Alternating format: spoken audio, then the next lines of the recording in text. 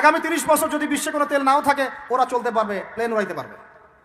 ওদের মিলস বন্ধ হবে না, ফ্যাক্টরি বন্ধ হবে না, ওদের ইন্টারনেট সেকশন বন্ধ হবে না, বিদ্যুৎ বন্ধ হবে না, ওদের কোনো কিছুই বন্ধ হবে না, কোনো প্রযুক্তি বন্ধ হবে না।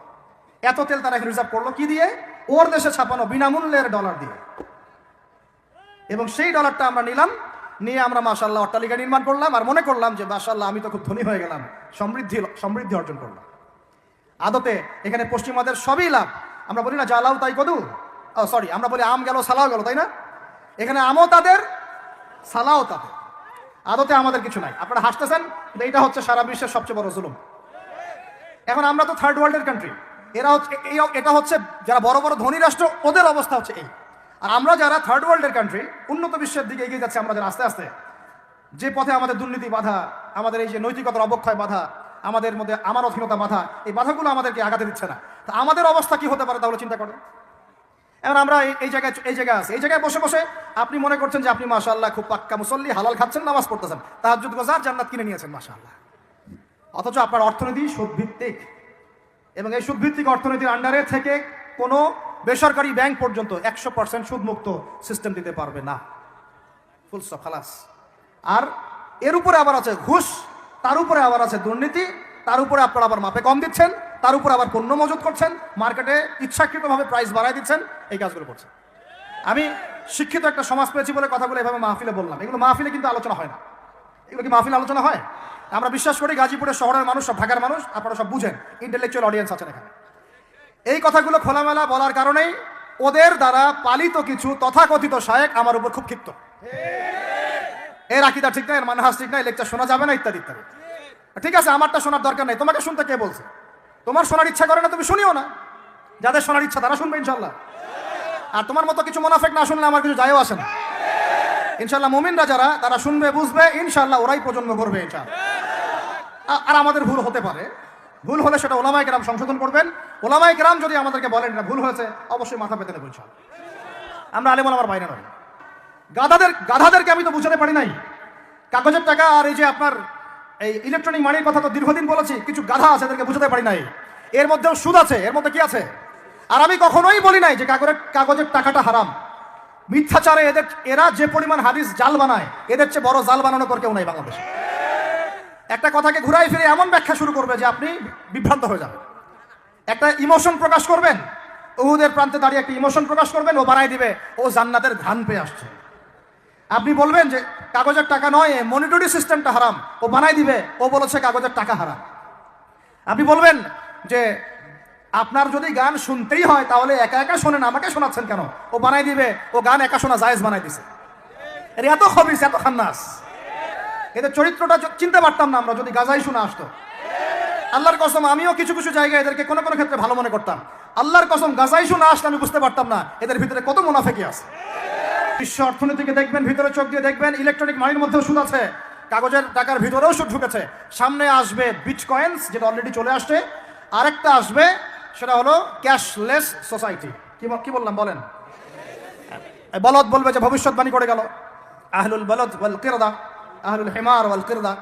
তো এরা ভবিষ্যৎবাণী করে গেল। আরে বর্তমান সম্পর্কে তুমি খবর রাখো না বলেই তো বর্তমানকে ভবিষ্যৎ মনে হয় তোমার। এটা বহু কান্ট্রিতে অলরেডি চালু হয়ে গেছে। এই যে আমাদের অনেক ভাই ব্যবসা করে, তারা চায়না যায়, কোরিয়া যায়, উত্তর কোরিয়া, দক্ষিণ কোরিয়া যায়, ওরা দেখে আসতেছে চায়না চালু করে ফেলছে অলরেডি। ক্যাশলেস সোসাইটি মানে হচ্ছে আপনি আপনার মুদ্রাকে সংরক্ষণ করতে পারবেন না। আপনি দেখলেন খিদির আলাইহিস সালাম দেয়াল নির্মাণ করলেন, দেয়ালের নিচে কি ছিল? খাজানা ছিল। তাহলে দেয়ালের নিচে খাজানা তিনি সংরক্ষণ করলেন কেন? এতিম বালকরা যেন বড় হয়ে সেটা নিতে পারে। তাহলে আপনি চিন্তা করেন, ওই মুদ্রাটা কি ছিল? ইলেকট্রনিক মানি ছিল, যেটা তিনি সংরক্ষণ করলেন। ওই মুদ্রাটা কি কাগজের মুদ্রা ছিল, যেটা তিনি সংরক্ষণ করলেন? ওই মুদ্রাটাকে বিটকয়েন ছিল, যেটা তিনি সংরক্ষণ করলেন? তিনি সংরক্ষণ করেছেন হয় গোল্ড কয়েন অথবা রূপার মুদ্রা। কারণ এটার মূল্য কমে যাবে না, এরা 20 বছর পর বড় হলেও বাবারই সম্পত্তি ফেরত পাবে। এইটা হলো ইসলামিক কারেন্সি, যেটা বিশ্ব থেকে উঠিয়ে দিয়েছে এই IMF, ওয়ার্ল্ড ব্যাংক আর ইউনাইটেড স্টেট এবং এদের যে চালাপালাগুলো সব। আমরা এই ব্যাস ওই সুর মিলাচ্ছি।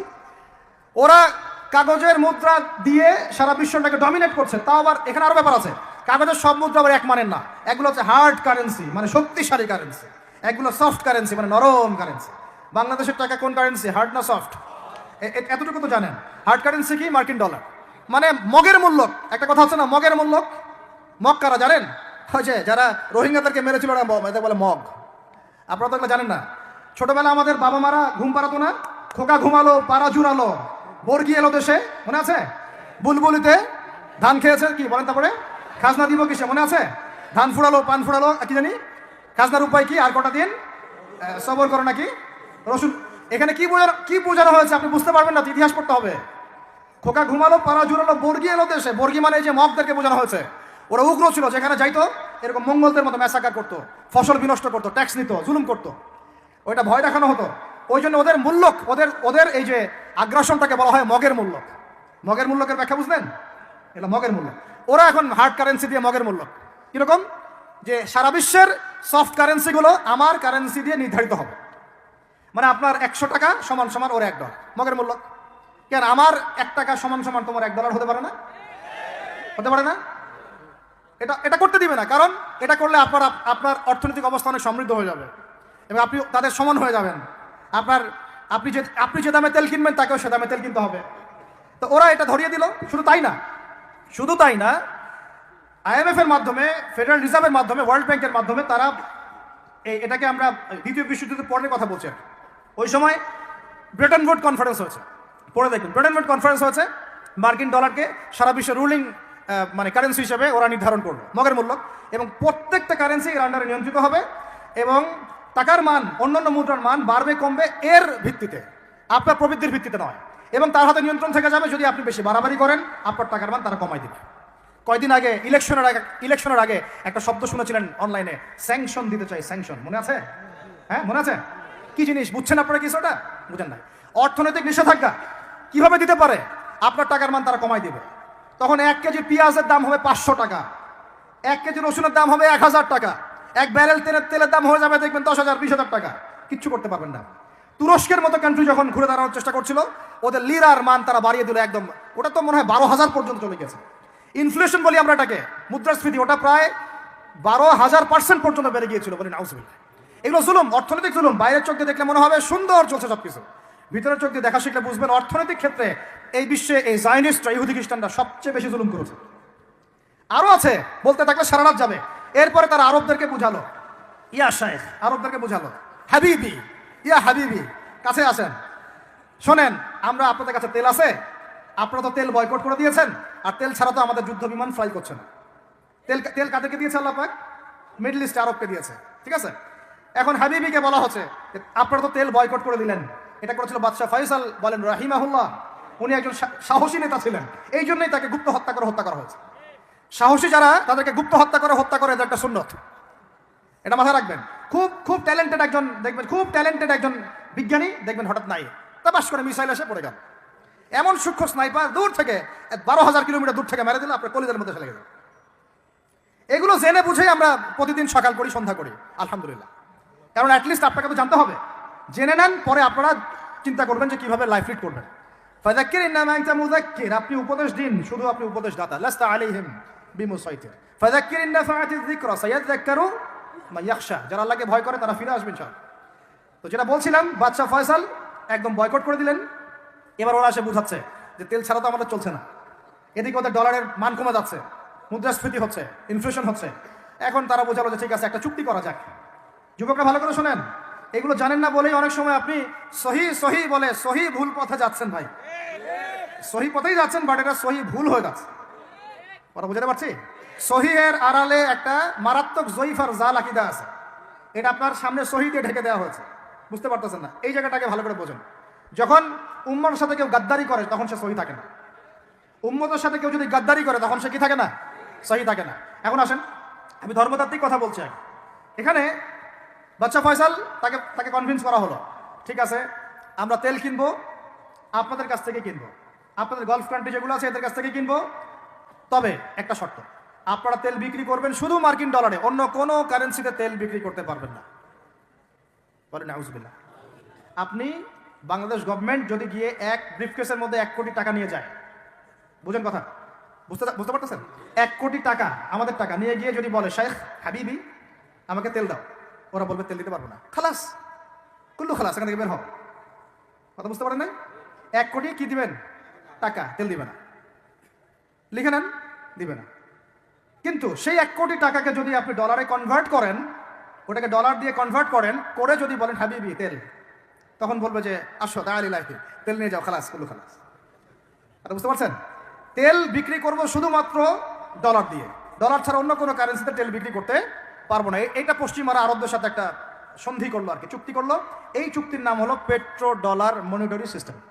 বুঝতে পারলাম? Petro dollar monetary system. এর বদৌলতে আরবের মরুভূমি হয়ে গেল এখন একদম অট্টালিকার প্রাসাদ। বোঝা যায়? মরুভূমিগুলো হয়ে গেল কি অট্টালিকার প্রাসাদ, আর বাকি পুরো মুসলিম উম্মার উপর দেখেন কি দুরবস্থা নেমে আসছে। শুধু তাই না, ওই ডলার হলো একদম লিডার, কারেন্সির লিডার। এখন ওই ডলার তেলের মান নির্ধারণ করবে, আপনি টাকা দিয়ে করতে পারবেন। সারা বিশ্বের সবচেয়ে বড় অর্থনৈতিক জুলুম হচ্ছে এই পেট্রো ডলার মনিটরি সিস্টেম। এর চেয়ে বড় কোনো জুলুম হয়নি অর্থনৈতিক জীবন। এখন অনেক ওলামায়ে কেরাম আছেন আপনারা এখানে, আমি জানি উপস্থিত, আপনারা একটু ফিকহের কিতাবগুলো মোতালা করে আমাদেরকে একটা ফতোয়া দিয়েন যে এইরকম মনিটরি সিস্টেম প্রণয়ন করা জায়েজ না নাজায়েজ। এটা আপনারা ফতোয়া দিয়েন, আমি ফতোয়া দিতে পারবো। আমি অর্থনৈতিক ভাষায় বলতেছি যে এই মনিটরি সিস্টেমটা পুরো বিশ্বে জুলুম নিয়ে আসছে। এখন আদতে, এখন শোনেন এই অংশটুকু শোনেন, তারপরে আমি শেষের দিকে চলে আসতেছি। আদতে এতে পশ্চিমাদের লাভ কি হয়েছে শোনেন। আমার কাছে এই যে ডলার, এটা আমি ছাপাই আমার দেশে, আমার কারখানায়। আমার খরচ হচ্ছে কাগজ, আমার খরচ হচ্ছে মেশিন, আমার খরচ হচ্ছে কালি। বোঝা যায়?